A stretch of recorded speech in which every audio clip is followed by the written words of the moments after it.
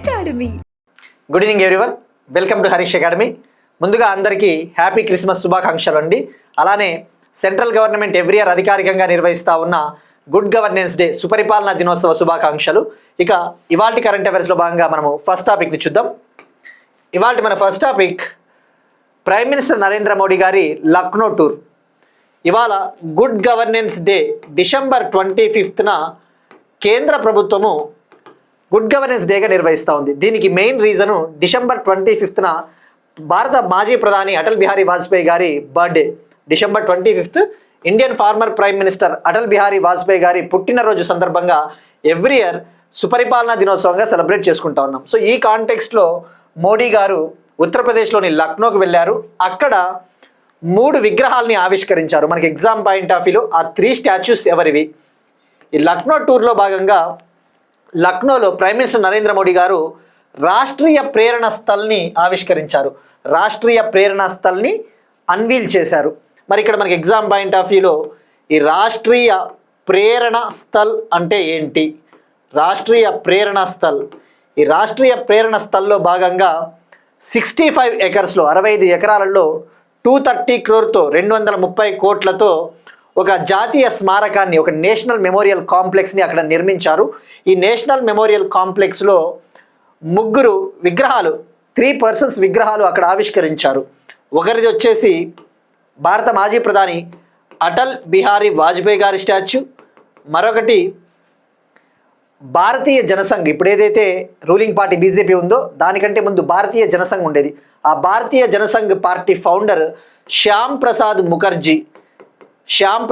ముఖర్జీ, వీళ్ళు నేషనలిస్టులు, జాతీయవాదులు అని చెప్పవచ్చు. శ్యామ్ ప్రసాద్ ముఖర్జీ, అలానే దీన్ దయాల్ ఉపాధ్యాయ, ఈయన ఉత్తరప్రదేశ్ ప్రాంతానికి చెందినవారు. ఈ 3 విగ్రహాలని ఆవిష్కరించారు. ఒక్కొక్క విగ్రహము 65 feet 65 అడుగుల ఎత్తున్న విగ్రహాలు. ఇవి 3 కూడా గుర్తుపెట్టుకోండి. 3 statues ఆర్ 65 feet. ఇవి బ్రాంజ్ స్టాచ్యూస్ అంటే కాంస్య విగ్రహాలు. ఇక డిసెంబర్ 25 విషయానికి వస్తే మనకి ఎగ్జామ్ పాయింట్ ఆఫ్ వ్యూలో భారత మాజీ ప్రధాని అటల్ బిహారీ వాజ్పేయి గారి సందర్భంగా డెఫినెట్లీ ఆయన దేశానికి ఏం సేవలు చేశారో తప్పకుండా కొన్ని పాయింట్లు స్టాటిక్ జీకే పాయింట్ ఆఫ్ వ్యూలో తెలుసుకోవాలి. ఇక ఈ సంవత్సరం డిసెంబర్ 25, 2025 భారత మాజీ ప్రధాని వాజ్పేయి గారి 101వ పుట్టినరోజు, 101st బర్త్ యానివర్సరీ. ఇక వాజ్పేయి గారు అంటే గుర్తు రావాల్సిండేది ఇండియాలో ప్రధానమంత్రి గ్రామ సడక్ యోజన. ఈ యొక్క రూరల్ ఏరియాస్లో, గ్రామీణ ప్రాంతాల్లో రోడ్స్ వేయడం కోసము 2000 సంవత్సరంలో ప్రధానమంత్రి గ్రామ సడక్ యోజనను ఈయన ప్రభుత్వంలోనే తీసుకురావడం జరిగింది. ఇక అలానే మెయిన్గా అటల్ బిహారీ వాజ్పేయి గారు అంటే గుర్తు రావాల్సింది ఒక స్లోగన్, జై జవాన్ జై కిసాన్ జై విజ్ఞాన్ అనే స్లోగన్. మనకి జై జవాన్ జై కిసాన్ అనే స్లోగన్ చాలా ముఖ్యమైనది. జై జవాన్ జై కిసాన్ అంటే మనకి ఆర్మీ పర్సన్, ఒక సోల్జర్ ఎంత ముఖ్యమో రైతు కూడా అంతే ముఖ్యమని చెప్పేసి జై జవాన్ జై కిసాన్ పేరిట భారత మాజీ ప్రధాని లాల్ బహదూర్ శాస్త్రి గారు ఆ స్లోగన్ ఇచ్చారు. దానికి ఎక్స్టెన్షన్గా వాజ్పేయి గారు జై జవాన్ జై కిసాన్ జై విజ్ఞాన్ అనే స్లోగన్ ఇచ్చారు. విజ్ఞాన్ అంటే విజ్ఞానము, నాలెడ్జ్. ఇక దీనికి కొనసాగింపుగా present prime minister Narendra Modi గారు జై జవాన్ జై కిసాన్ జై విజ్ఞాన్ జై అనుసంధాన్, జై జవాన్ జై కిసాన్ జై విజ్ఞాన్ జై అనుసంధాన్ అనే స్లోగన్ ఇచ్చారు. ఇక్కడ అనుసంధానం అంటే కనెక్షన్, అనుసంధానం అంటే కనెక్షన్. రీసెర్చ్లో మనం రీసెర్చ్లో ఇంప్రూవ్ కావాలి అంటే మనకి సమన్వయం ఉండాలి అన్ని డిపార్ట్మెంట్ల మధ్య అన్న అర్థం వస్తుంది. సో ఇవి మనకి ఎగ్జామ్ పాయింట్ ఆఫ్ వ్యూలో స్లోగన్స్, ఎగ్జామ్ పాయింట్ ఆఫ్ వ్యూలో మనకి ఇంపార్టెంట్. ఇక అలానే వాజ్పేయి గారు అంటే గుర్తురావాల్సింది గోల్డెన్ క్వాడ్రిలేటరల్ ప్రాజెక్ట్, గోల్డెన్ చతుర్భుజి ప్రాజెక్టు, రహదారి ప్రాజెక్టు. ఈ నేషనల్ హైవే డెవలప్మెంట్ ప్రోగ్రాంలో భాగంగా భారతదేశంలోని 4 మేజర్ సిటీస్ని కలుపుతూ ఈ గోల్డెన్ క్వాడ్రిలేటరల్ ప్రాజెక్ట్ని అప్పట్లో లాంచ్ చేశారు. ఇది వాజ్పేయి గారి ప్రభుత్వ హయాంలో వచ్చింది. ఇక ఇవి ఏ సిటీస్ని కలుపుతుందంటే Delhi to Mumbai, Mumbai to Chennai, Chennai to Calcutta, Calcutta to Delhi. ఇదే golden quadrilateral project, national highway authority of India నిర్మించిన ప్రాజెక్ట్ ఇది. సో ఇది మనకి రాష్ట్రీయ ప్రేరణా స్థల్కి సంబంధించిన ఒక ఇంపార్టెంట్ టాపిక్. ఇక అలానే ఇంకొక టాపిక్ ఇంపార్టెంట్ మనకి వాజ్పేయి గారు అంటే గుర్తురావాల్సినది భారతదేశపు రెండవ nuclear test, India's second successful nuclear test 1998లో 1998 May 11th May 13th May 11 May 13న ఆపరేషన్ శక్తి పేరిట మనము పోఖ్రాన్, రాజస్థాన్లోని పోఖ్రాన్లో న్యూక్లియర్ టెస్ట్ని సక్సెస్ఫుల్గా నిర్వహించాము. సో అది కూడా ఈయన హయాంలోనే జరిగింది, ఆ విషయం గుర్తుపెట్టుకోండి. ఇక ఫస్ట్ న్యూక్లియర్ టెస్ట్ అంటే 1974లో రాజస్థాన్లోని పోఖ్రాన్లో ఆపరేషన్ స్మైలింగ్ బుద్ధ పేరిట చేపట్టాం. సో ఇది Rashtriya Prerna Sthal concept. Next one PESA మహోత్సవ్ని ministry of Panchayat Raj, government of India Panchayat Raj మంత్రిత్వ శాఖ 2 రోజుల పాటు 2 days పాటు విశాఖపట్నంలో నిర్వహించింది. ఆంధ్రప్రదేశ్లో 23rd నుంచి 24th డిసెంబర్ వరకు విశాఖపట్నంలో నిర్వహించడం జరిగింది. సో ఇక్కడ మనకి మెయిన్గా ఫోకస్ చేయాల్సింది పెసా మహోత్సవ్ అంటే ఏంటి, పంచాయత్ రాజ్ మంత్రిత్వ శాఖే దీన్ని ఎందుకు నిర్వహించింది. మనకి 73rd కాన్స్టిట్యూషనల్ అమెండ్మెంట్ యాక్ట్, ఇండియాలో ఈ యొక్క విలేజెస్ని డెవలప్ చేయాలి, గ్రామ పంచాయతీలను డెవలప్ చేయాలి అని చెప్పేసి 73rd కాన్స్టిట్యూషనల్ అమెండ్మెంట్ పేరిట 73rd కాన్స్టిట్యూషనల్ అమెండ్మెంట్ యాక్ట్ 1992 73వ రాజ్యాంగ సవరణ చట్టము 1992 భారత రాజ్యాంగంలో పార్ట్ 9ని యాడ్ చేసింది. పార్ట్ 9ని 9వ పార్ట్ని, అలానే షెడ్యూల్ 11ని యాడ్ చేసింది. షెడ్యూల్ 11, ఈ షెడ్యూల్ 11 ఏం చెప్తుంది, గ్రామ పంచాయతీల గురించి తెలుపుతుంది. ఈ పార్ట్ 9 కూడా గ్రామ పంచాయతీల గురించి చెప్తుంది. మరి అయితే ఈ పంచాయతీలు ఏవైతే ఉంటాయో ఈ పంచాయతీలు పర్ఫెక్ట్గా డెవలప్ అవ్వాలి అంటే ఈ పంచాయత్ రాజ్ చట్టాన్ని 5th షెడ్యూల్ ఏరియాస్కి కూడా ఎక్స్టెండ్ చేయాలి. మనకి ఇండియాలో షెడ్యూల్ 5లో భారత రాజ్యాంగంలో 5th షెడ్యూల్ ఉంది, షెడ్యూల్ 5. ఆ షెడ్యూల్ 5 ఏం చెప్తుంది, భారతదేశంలో ఉన్న షెడ్యూల్డ్ ఏరియాస్ ఏవైతే ఉంటాయో, భారతదేశంలో ఎక్కువగా ట్రైబల్ పీపుల్, ఈ యొక్క గిరిజన ప్రజలు ఉండే షెడ్యూల్డ్ ఏరియాస్, ఆ షెడ్యూల్డ్ ట్రైబ్స్ కోసము, ఆ పరిపాలన కోసం షెడ్యూల్ 5 మనకి తీసుకురావడం జరిగింది. Schedule 5 talks about administration of scheduled areas and scheduled tribes in 10 states, 10 రాష్ట్రాలు. సో మరి ఈ పంచాయత్ రాజ్ చట్టాన్ని ఈ రాష్ట్రాలకు కూడా, షెడ్యూల్ ఏరియాస్ రాష్ట్రాలకు కూడా వర్తించాలి అన్న ఉద్దేశంతో పెసా యాక్ట్ని 1996లో తీసుకుని రావడం జరిగింది. ఇక్కడ పెసా అంటే panchayats extension to scheduled areas act 1996, panchayats extension to scheduled areas act 1996 అంటే ఈ పంచాయతీరాజ్ చట్టంలో ఉన్న నిబంధనలను ఈ షెడ్యూల్డ్ ఏరియాస్ కూడా వర్తించాలన్న ఉద్దేశంతో తీసుకురావడం జరిగింది.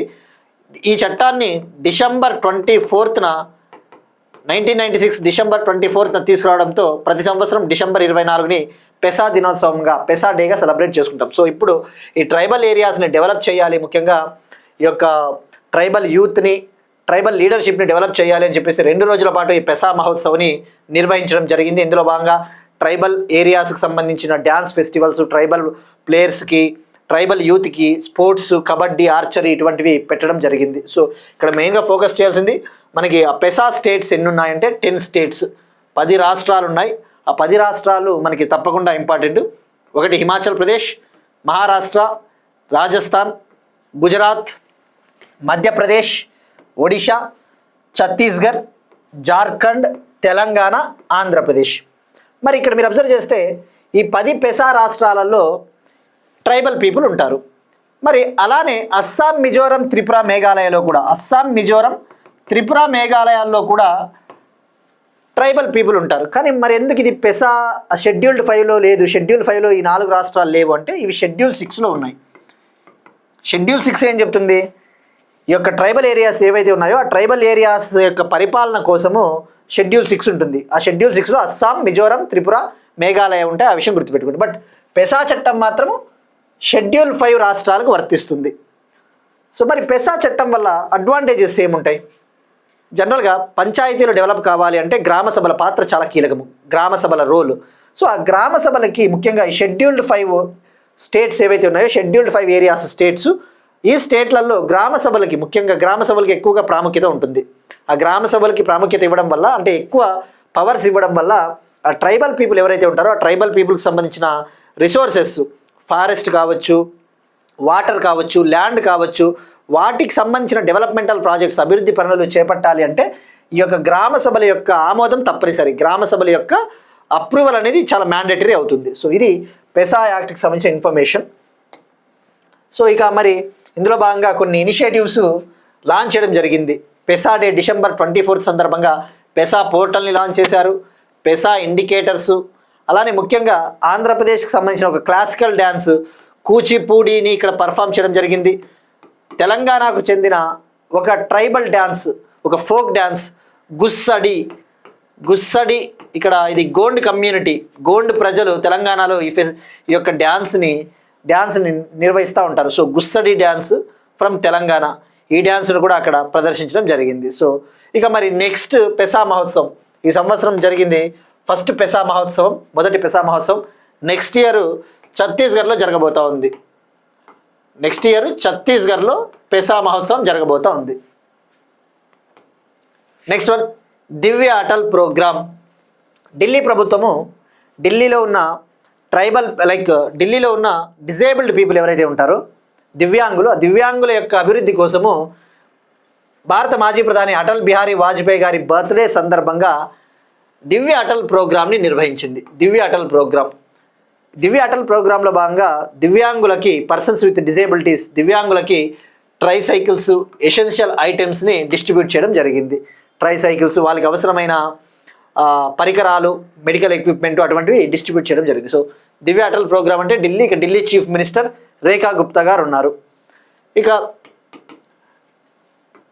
ఇక పర్సన్స్ విత్ డిజేబిలిటీస్ విషయానికి వస్తే దివ్యాంగుల కోసం ఐక్యరాజ్య సమితి ఒక ఇంటర్నేషనల్ డేని నిర్వహిస్తూ ఉంది. International day of persons with disabilities. International day of persons with disabilities అంటే December 3 అనేసి ఐడియా రావాలా. ప్రతి సంవత్సరం December 3న international day of persons with disabilities, దివ్యాంగుల కోసం ఒక అంతర్జాతీయ దినోత్సవాన్ని సెలబ్రేట్ చేసుకుంటాం. ఇక December 14 అంటే national energy conservation day. December 14న జాతీయ ఇంధన సంరక్షణ దినోత్సవంగా సెలబ్రేట్ చేసుకుంటాము. ఇక ఇటీవలనే ఢిల్లీ మెట్రో రైల్ కార్పొరేషను ఈ December 14 national energy conservation day సందర్భంగా సస్టైనబుల్ ఎనర్జీ పాలసీని కూడా లాంచ్ చేసింది. సుస్థిర ఇంధన విధానాన్ని కూడా లాంచ్ చేసింది. ఈ సస్టైనబుల్ ఎనర్జీ పాలసీలో భాగంగా ఈ ఢిల్లీ మెట్రో రైల్ కార్పొరేషన్ డిపార్ట్మెంట్లలో ఈ యొక్క ఇంధనాన్ని చాలా సుస్థిరంగా వాడుకోవాలి అన్న ఉద్దేశంతో ఒక పాలసీని కూడా లాంచ్ చేయడం జరిగింది. నెక్స్ట్ వన్ మధ్యప్రదేశ్లో భారతదేశంలో మొట్టమొదటి PPP మోడల్ వైద్య కళాశాలలు. India's first public private partnership model medical colleges మధ్యప్రదేశ్లో రాబోతూ ఉన్నాయి. ఈ పీపీపీ రక్కస్.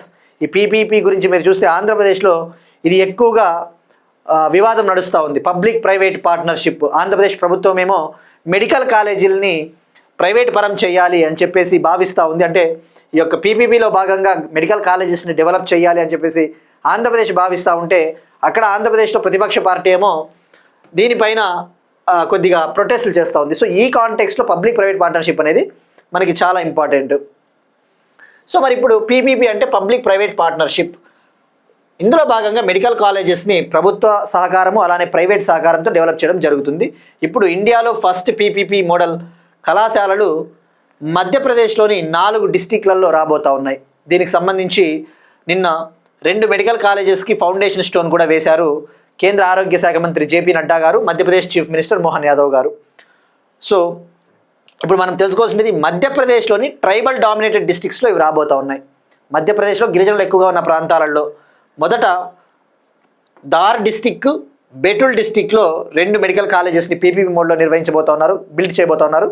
ఆ తర్వాత కట్నీ పన్నా అనే 2 డిస్టిక్లలో మరో 2 మెడికల్ కాలేజెస్ని పీపీపీ మోడ్లో డెవలప్ చేయబోతూ ఉన్నారు. నెక్స్ట్ వన్ అమరావతిలో అటల్ విగ్రహావిష్కరణ. అమరావతిలో ఇవాళ ఆంధ్రప్రదేశ్ చీఫ్ మినిస్టర్ నారా చంద్రబాబు నాయుడు గారు అలానే union agriculture minister Shivraj Singh Chouhan garu కలిసి అమరావతిలో భారత మాజీ ప్రధాని అటల్ బిహారీ వాజ్పేయి గారి విగ్రహాన్ని ఆవిష్కరించారు. ఇది 13 ఫుట్ బ్రాంజ్ స్టాచ్యూ, 13 అడుగుల కాంస్య విగ్రహము. ఇది అమరావతి పరిధిలోని వెంకటపాలెం అనే విలేజ్లో దీన్ని లాంచ్ చేయడం జరిగింది. అలానే ఒక అటల్ స్మృతి వనాన్ని కూడా నిర్మిస్తూ ఉన్నారు. అటల్ స్మృతి వనం. ఈ అటల్ స్మృతి వనంలో భాగంగా అటల్ బిహారీ వాజ్పేయి గారి జీవితానికి సంబంధించిన విశేషాలన్నీ కూడా ఇక్కడ పొందుపరచబోతూ ఉన్నారు.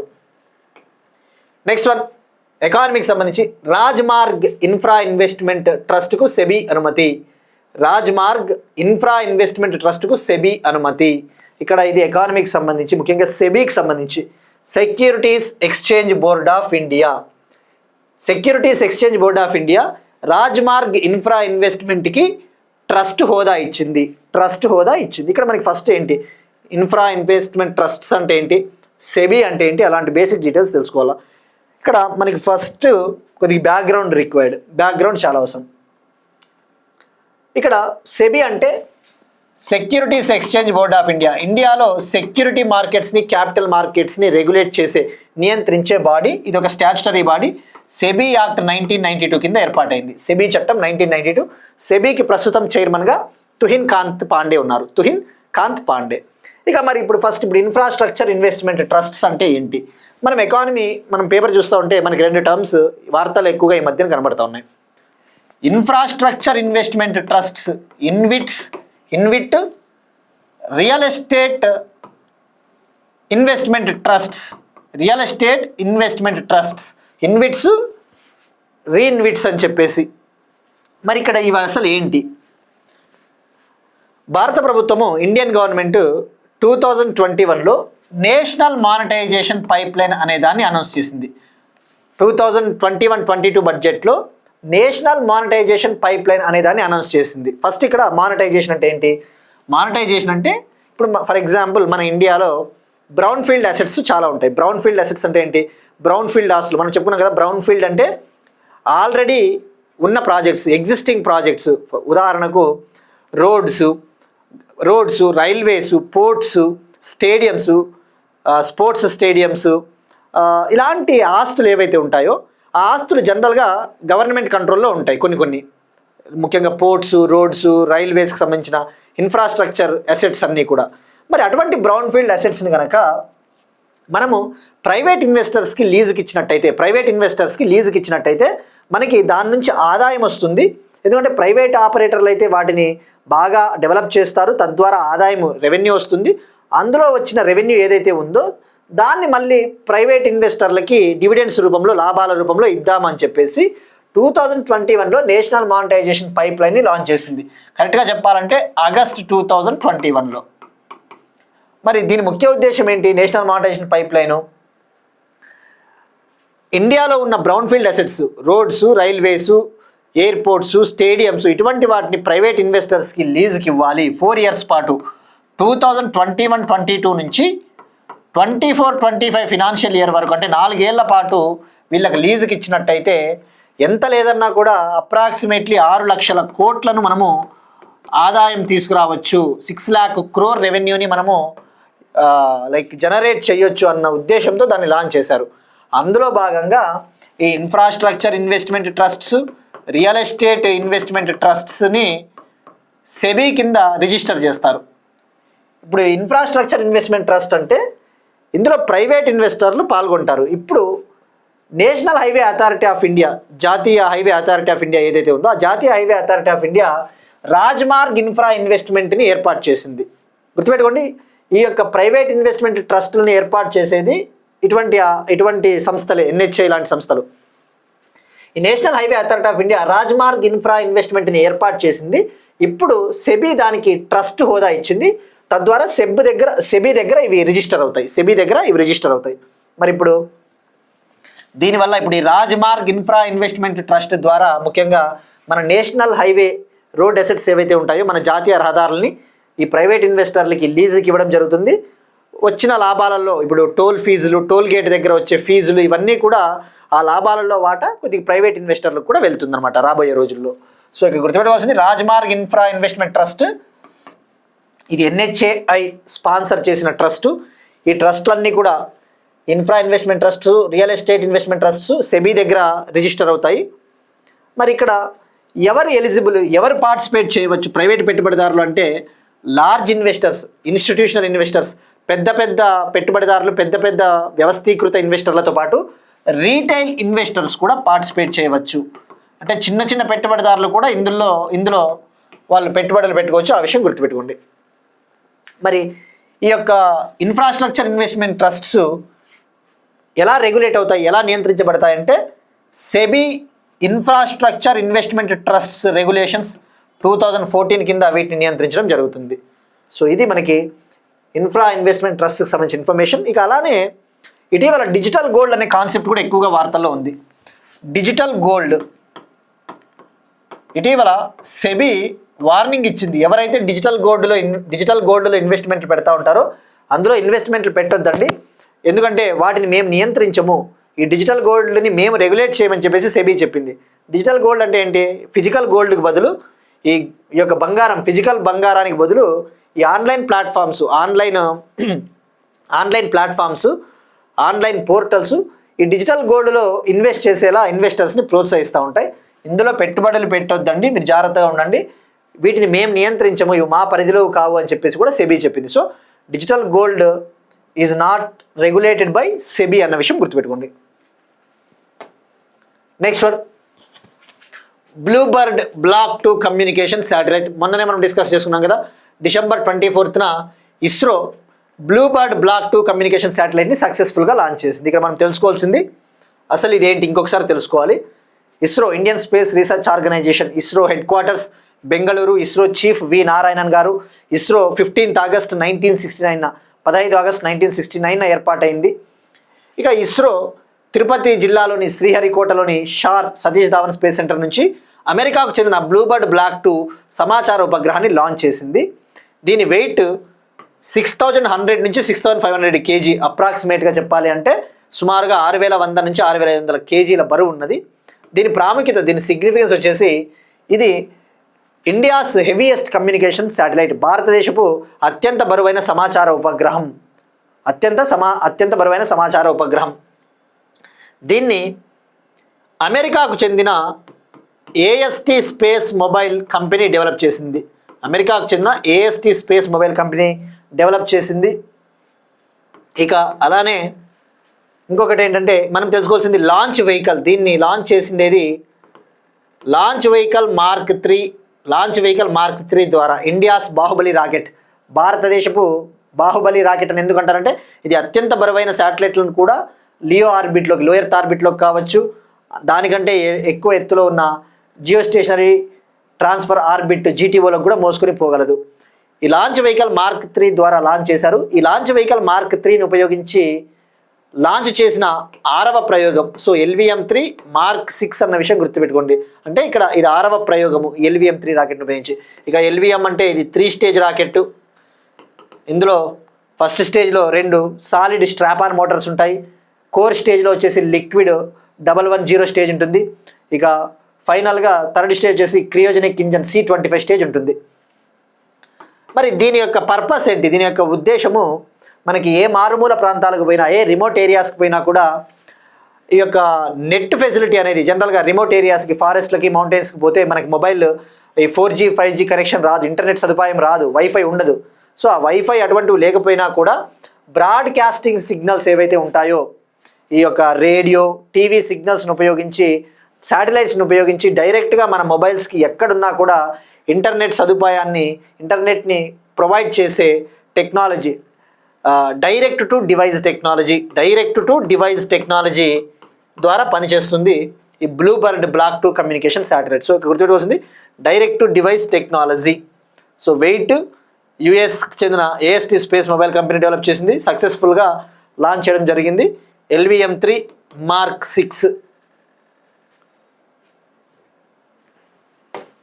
Next one, Akash next generation missile system. DRDO defence research and development organisation Akash next generation missile system సంబంధించిన ఎవాల్యుయేషన్ ట్రయల్స్ పరీక్షల్ని సక్సెస్ఫుల్గా నిర్వహించింది. ఇక్కడ మనకి మిస్సైల్స్లో ఆకాష్ నెక్స్ట్ జనరేషన్ మిస్సైల్ ఏంటి? ఫస్ట్ దీనికంటే ముందు మనకి భారత India's missile man APJ Abdul Kalam garu సారథ్యంలో లాంచ్ చేసిన integrated guided missile development programme గురించి ఐడియా ఉండాలి. 1983లో ఇంటిగ్రేటెడ్ గైడెడ్ మిస్సైల్ డెవలప్మెంట్ ప్రోగ్రామ్ని లాంచ్ చేశారు. ఇందులో భాగంగా 5 టైప్స్ ఆఫ్ మిస్సైల్స్ని డెవలప్ చేశారు. ఒకటి పృథ్వీ అంటే short range surface to surface missile, Agni అంటే medium range surface to surface missiles, అలానే త్రిశూల్ అంటే short range surface to air missile, Akash medium range surface to air missile, Nag missile, third generation anti tank guided మిస్సైల్స్ని develop చేశాము ఈ యొక్క missile రంగంలో ఆత్మనిర్భరతను సాధించడం కోసం. మరి ఇప్పుడు ఆకాష్ ఇక్కడ ఏదైతే ఉందో medium range surface to air missile, ఇది 2015 వరకు భారత ఆర్మీకి నేవీకి సేవలు అందించింది. ఇప్పుడు దీని స్థానంలో upgraded version Akash next generation missile వచ్చింది. మరి దీని ప్రాముఖ్యత ఏంటి? ఎప్పుడైనా కూడా మనం కంపారిజన్ చేసుకోవాలి. ఆకాష్ నెక్స్ట్ జనరేషన్ మిస్సైల్కి ఈ ఆకాష్ మిస్సైల్కి తేడా ఏంటంటే, ఈ ఆకాష్ మిస్సైల్తో పోల్చుకుంటే ఈ ఆకాష్ నెక్స్ట్ జనరేషన్ మిస్సైల్ చాలా తేలికైనది. ఆ విషయం గుర్తుపెట్టుకోండి. లైటర్, ఇది తేలికైన మిస్సైల్, ఆ విషయం గుర్తుపెట్టుకోండి. స్టేట్మెంట్స్లలో అడుగుతాడు. ఇక దీన్ని డెవలప్ చేసింది DRDO డెవలప్ చేసింది. దీన్ని ప్రొడ్యూస్ చేస్తున్నది, దీన్ని ఉత్పత్తి చేస్తూ ఉన్నది హైదరాబాద్ హెడ్ క్వార్టర్స్గా ఉన్న Bharat dynamics limited. Hyderabad head quarters Bharat dynamics limited. దీని రేంజ్ వచ్చేసి 30 కిలోమీటర్స్ వరకు ఉంటుంది. 30 కిలోమీటర్ల వరకు దూసుకొని పోగలదు.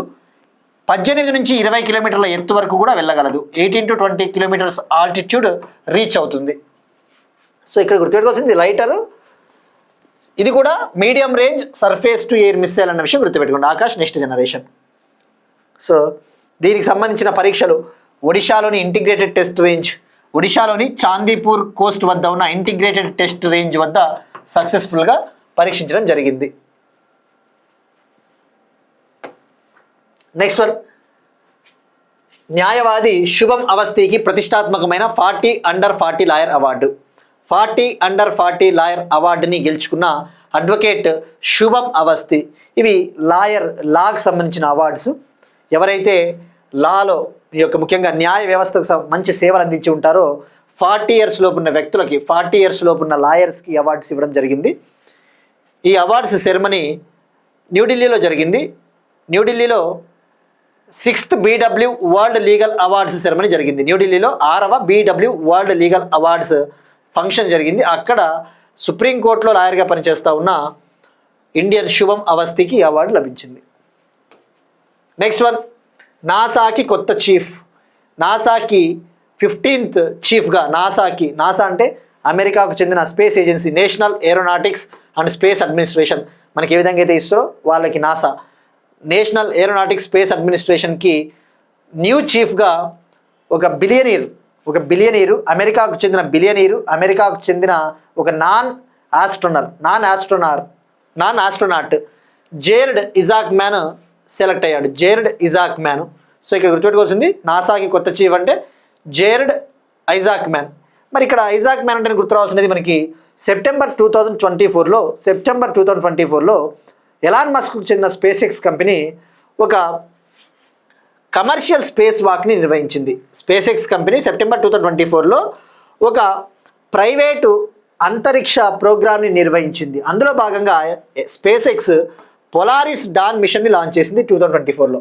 ఆ పొలారిస్ డాన్ మిషన్లో భాగంగా 4 కమర్షియల్ పీపుల్, 4 వాణిజ్య పారిశ్రామికవేత్తలు అంతరిక్షంలోకి వెళ్ళి వచ్చారు. అందులో ఈ జేర్డ్ ఇజాక్ మ్యాన్ ఒకరు. సో ఇతను జనరల్గా ఆస్ట్రోనాట్లు వెళ్తారు స్పేస్లోకి, కానీ ఫస్ట్ టైం ఒక ప్రైవేట్ పర్సన్ వెళ్ళాడు. ఎవరు అంటే Jared Isaacman, Polaris Dawn మిషన్లో భాగంగా. నెక్స్ట్ వన్, ఒక book. Vice president CP Radhakrishnan garu Atal Bihari Vajpayee గారికి సంబంధించిన ఒక పుస్తకాన్ని రిలీజ్ చేశారు. ఆ బుక్ పేరు సనాతన్ సంస్కృతికి అటల్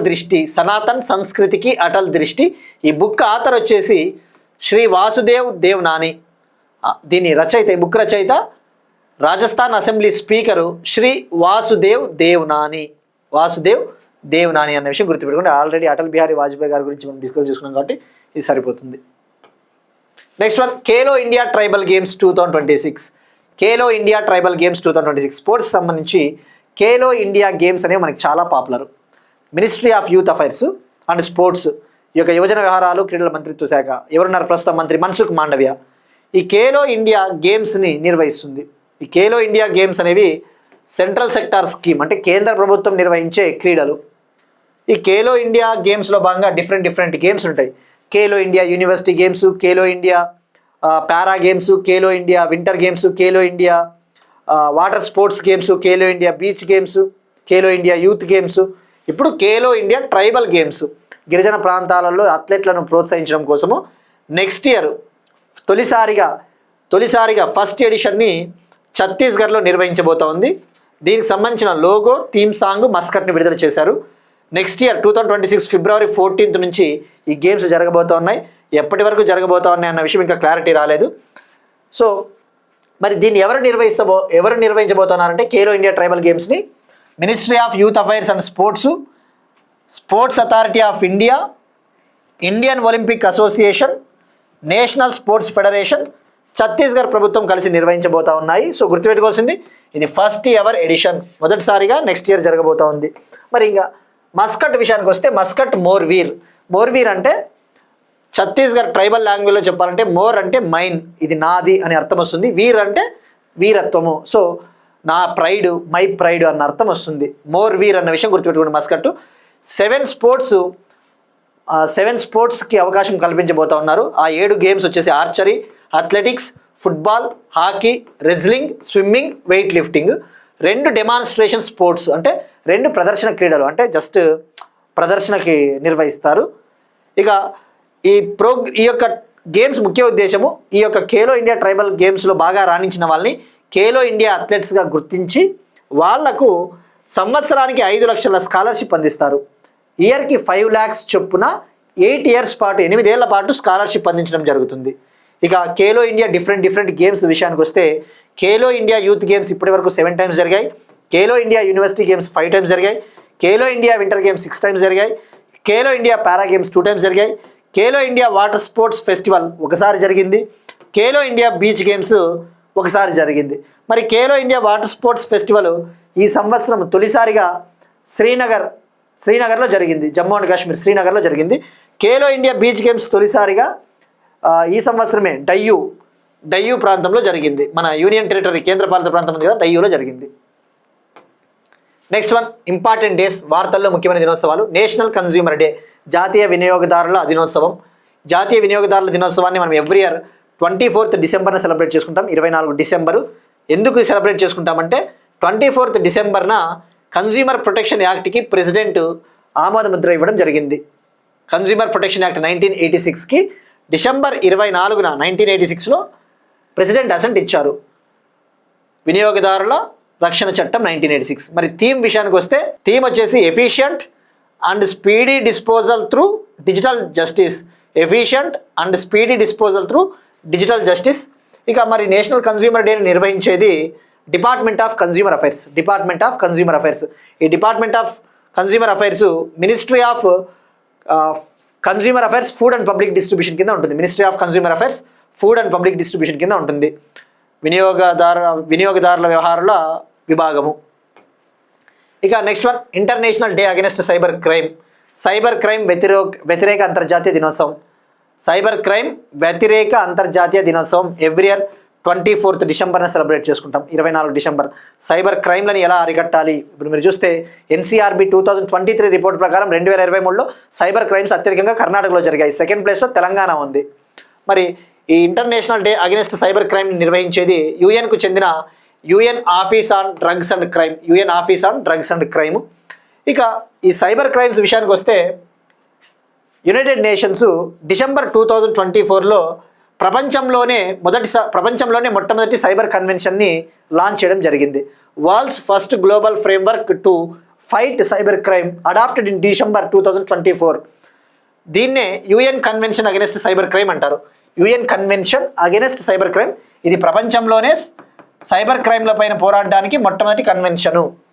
మరి ఇది అమల్లోకి వచ్చిందా అంటే అక్టోబర్ 2025లో వియన్నాలోని హనోయ్ సిటీలో సంతకాలకు దీన్ని ఓపెన్ చేశారు. ఇప్పటి వరకు ఐక్యరాజ్య సమితిలోని 193 కంట్రీస్ ఏవైతే ఉంటాయో అందులో 72 కంట్రీస్ దీనిపైన సంతకం చేశాయి. బట్ ఇది అమల్లోకి రావాలి అంటే 40 దేశాలు దీన్ని ఆమోదించాలి. 40 కంట్రీస్ వీటిని రాటిఫై చేయాలి. 40 కంట్రీస్ ఈ యొక్క ఒప్పందాన్ని పైన సంతకం చేస్తే సరిపోదు, దాన్ని ఆమోదించాలి. వన్స్ ఈ 40 కంట్రీస్ రాటిఫై చేసిన తర్వాత 90 రోజుల తర్వాత after 90 days it will come in to effect. 90 రోజుల తర్వాత ఇది అమల్లోకి వస్తుందన్న విషయం గుర్తుపెట్టుకోండి. ఇక ఇవాళ క్వశ్చన్ చూస్తే భారతదేశపు మొదటి వన్యప్రాణుల సురక్షిత రహదారి మనం డిస్కస్ చేసుకున్నాం. ఏ జాతీయ రహదారి పైన ఇటీవల లాంచ్ చేశారు, అది ఏ రాష్ట్రము? కానీ నిన్నటి క్వశ్చన్కి regional rural banks Narasimham committee on rural credit 1975 committee ఆధారంగా ఏర్పడింది. పేమెంట్ బ్యాంక్స్ నాచికేత్ మోర్ కమిటీ, ఇది 2013లో ఏర్పాటైన కమిటీ. ఇక ఆర్ఆర్బీస్ ప్రజెంట్ ఇండియాలో 28 ఉన్నాయి, ఆ విషయం గుర్తుపెట్టుకోండి. 28 పేమెంట్ బ్యాంక్స్ వచ్చేసి భారతదేశంలో మొట్టమొదటి పేమెంట్ బ్యాంకు మనకి ఎయిర్టెల్ పేమెంట్ బ్యాంకు. ఈ నాచికేత్ మోర్ కమిటీ అనేది 2013లో ఏదైతే ఏర్పాటు చేశారో దీని ముఖ్య ఉద్దేశం ఫినాన్షియల్ ఇంక్లూజన్ని కల్పించాలి, ఆర్థిక సమ్మిళిత్వము. సో ఒక విధంగా చెప్పాలంటే స్మాల్ ఫినాన్స్ బ్యాంక్స్, ఈ స్మాల్ ఫినాన్స్ బ్యాంక్ ఏర్పాటు కూడా ఎలా అయ్యాయి అంటే నాచికేత్ మోర్ కమిటీ ఆధారంగానే. ఎందుకంటే దీని ముఖ్య ఉద్దేశం ఈ యొక్క ఫినాన్షియల్ ఇంక్లూజన్ని అందించాలి. So payment banks, small finance banks ఏ కమిటీ ఆధారంగా ఏర్పడ్డాయంటే నాచికేత్ మోర్ కమిటీనే వస్తుంది. ఇవి వాటి కరెంట్ అఫైర్స్. మనం ఒకసారి క్విక్గా రికాప్ చేద్దాం.